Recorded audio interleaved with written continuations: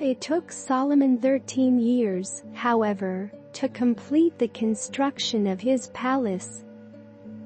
He built the palace of the Forest of Lebanon 100 cubits long, 50 wide and 30 high, with 4 rows of cedar columns supporting trim cedar beams.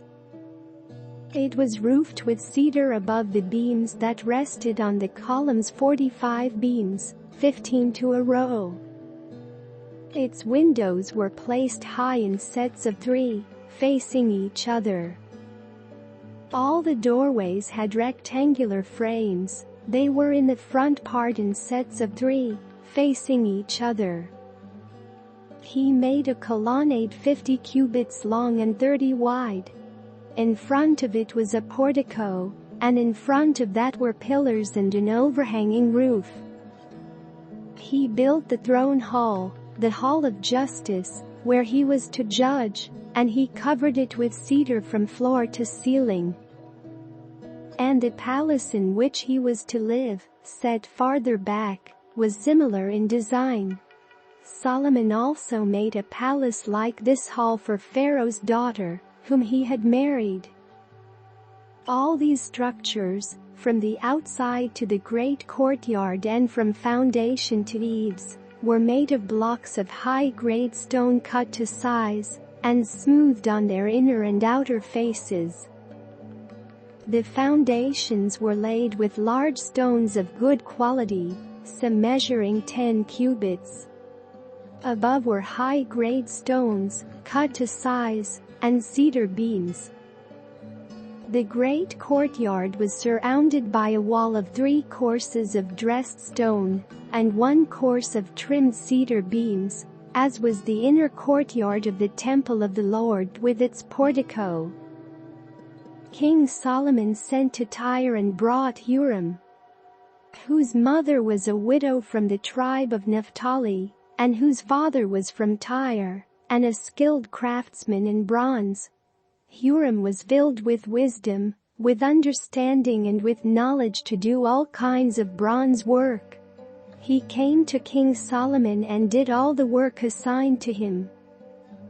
He cast 2 bronze pillars, each 18 cubits high and 12 cubits in circumference.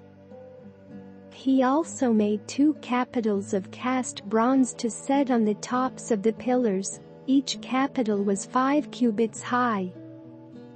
A network of interwoven chains adorned the capitals on top of the pillars, 7 for each capital.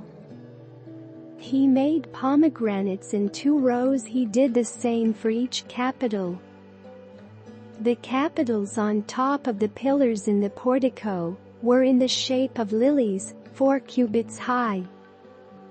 On the capitals of both pillars, above the bowl-shaped part next to the network, were the 200 pomegranates in rows all around. He erected the pillars at the portico of the temple. The pillar to the south he named Jachin. The capitals on top were in the shape of lilies. And so the work on the pillars was completed. He made the sea of cast metal, circular in shape, measuring 10 cubits from rim to rim, and 5 cubits high. It took a line of 30 cubits to measure around it. Below the rim, gourds encircled it 10 to a cubit. The gourds were cast in 2 rows in one piece with the sea. The sea stood on 12 bulls, 3 facing north, 3 facing west, 3 facing south and 3 facing east. The sea rested on top of them, and their hindquarters were toward the center. It was a handbreadth. He also made 10 movable stands of bronze. Each was 4 cubits long, 4 wide and 3 high. This is how the stands were made. They had side panels attached to uprights. On the panels between the uprights were lions, bulls and cherubim, and on the uprights as well. Above and below the lions and bulls were wreaths of hammered work. Each stand had 4 bronze wheels with bronze axles, and each had a basin resting on 4 supports, cast with wreaths on each side. On the inside of the stand there was an opening that had a circular frame 1 cubit around its opening. There was engraving. The panels of the stands were square, not round. The 4 wheels were under the panels, and the axles of the wheels were attached to the stand. The diameter of each wheel was a cubit and a half. The wheels were made like chariot wheels. The axles, rims, spokes and hubs were all of cast metal. Each stand had 4 handles, 1 on each corner, projecting from the stand. At the top of the stand there was a circular band half a cubit deep. The supports and panels were attached to the top of the stand. He engraved cherubim, lions and palm trees on the surfaces of the supports and on the panels, in every available space, with wreaths all around. This is the way he made the 10 stands. They were all cast in the same molds and were identical in size and shape.